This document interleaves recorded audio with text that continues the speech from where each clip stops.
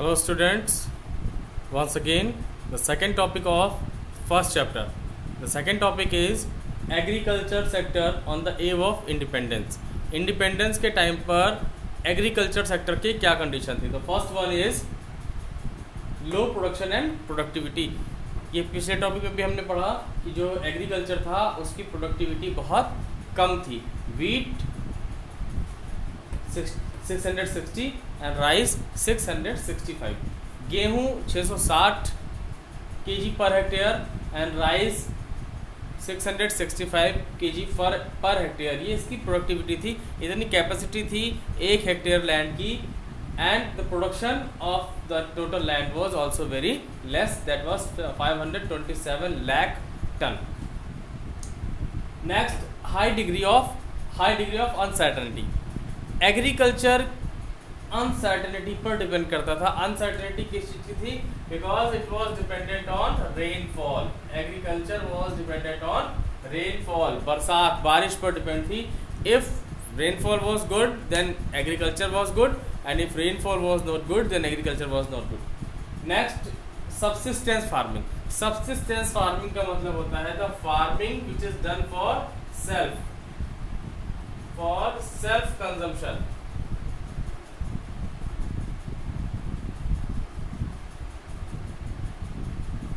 Eight the time of independence जो farming थी that was done only for self consumption. Farmer सिर्फ अपने खाने के लिए ही प्रोडक्शन करते थे, इससे ज़्यादा वो प्रोडक्शन नहीं करते थे. Next, gulf between owner and tiller of the soil. पहले समझ लो कि ओनर और टिलर में डिफरेंस क्या है. ओनर वो होता है जो उस जमीन का मालिक था, जमीन का मालिक, और दूसरा टिलर ऑफ द सॉइल वो था जो उस खेत पर, उस जमीन पर खेती करता है. तो इट मीन्स कि ओनर कोई और है और टिलर कोई और है. ओनर उस समय क्या करते थे? गल्फ का मतलब होता है डिफरेंस. इन दोनों के बीच का डिफरेंस बहुत ज़्यादा हो गया था. उसका रीज़न ये था कि ओनर जो प्रोडक्शन में कॉस्ट लगती थी, खेती करने में जो पैसा लगता था, उसमें से वो कुछ भी शेयर नहीं करता था, मतलब कोई भी हिस्सा नहीं देता था. लेकिन जब आउटपुट होता था, जितना भी प्रोडक्शन होता था, जितनी खेती से पैदावार होती थी, उसमें से वो हिस्सा ले लेता था. तो इस एंड टिलर के पास में बहुत कम पार्ट अपनी खेती का बचता था. Next, small and fragmented land holding. उस समय की जो लैंड होल्डिंग इसका मतलब हो गया खेत छोटे छोटे थे, स्मॉल थे, they were very small. And fragmented का मतलब हो गया इधर उधर फैले हुए. मीन्स अगर एक फार्मर है, उस फार्मर का जो खेत है वो हो सकता है एक खेत यहाँ पर हो, एक यहाँ पर हो और एक कहीं और हो. इस तरीके से छोटे छोटे खेत थे और वो भी दूर दूर तक फैले हुए थे, जिनकी वजह से फार्मर को बहुत ज़्यादा प्रॉब्लम्स होती थी प्रोडक्शन करने में, प्रोडक्शन खेती के बाकी सारी एक्टिविटीज़ को करने में. Next, the most important point is land revenue system. Land से जो रिवेन्यू मिलता था, उस रिवेन्यू को कलेक्ट करने का एक सिस्टम था, and that system was known as zamindari system.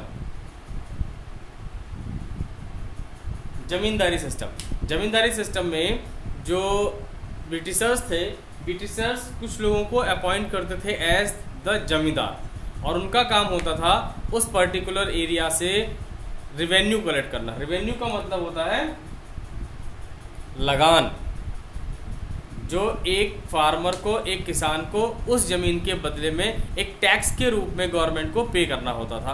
तो जमींदारी सिस्टम डेवलप किया गया. जमींदार उनको बनाया जाता था जो सबसे ज़्यादा पेमेंट कलेक्ट करने के लिए एग्री करते थे कि that I will pay you the maximum amount of revenue. जो अब जब वो उनको मैक्सिमम पे कर रहे होते थे तो उसके लिए वो खुद भी और ज़्यादा से ज़्यादा कलेक्ट करते थे. एंड इन दिस वे जो फार्मर की कंडीशन वो बहुत ही बेकार हो गई. The rates of land revenue was frequently raised by the जमींदार, और जमींदार जब चाहते थे तब अपना रेट ऑफ इंटरेस्ट बढ़ा लेते थे, रेट ऑफ रिवेन्यू बढ़ा लेते थे अपनी मर्जी से. And next is forced commercialisation of agriculture. Agriculture का फोर्स्ड कॉमर्शलाइजेशन किया गया. फोर्स मतलब फोर्सफुली कॉमर्शलाइजेशन किया गया, जबरदस्ती एग्रीकल्चर में कॉमर्शियल क्रॉप्स का प्रोडक्शन किया गया। कॉमर्शियल क्रॉप्स क्या थी? कॉमर्शियल क्रॉप्स में बेसिकली हम इंडिगो की बात करते हैं। इंडिगो का प्रोडक्शन करने के लिए कॉमर्शलाइजेशन किया गया। उसका रीज़न था कि Indigo it was required by the textile industry in Britain. Indigo की ज़रूरत ब्रिटेन की टेक्सटाइल इंडस्ट्रीज़ में थी। किस लिए ज़रूरत करते थे? ये dyeing and bleaching of textile. Dyeing यानी कि इंडिगो का जो यूज़ होता था,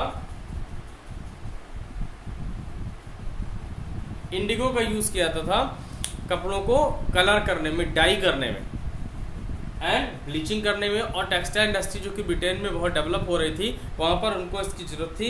इसलिए उन्होंने यहाँ पर जो फार्मर्स थे उन फार्मर्स को फोर्स किया कि वो एग्रीकल्चर का प्रोडक्शन इंडिगो का प्रोडक्शन करें। जो कॉमर्शलाइजेशन किया गया that was forcefully. Okay, so these are the points which are related to the topic agriculture sector on the eve of independence.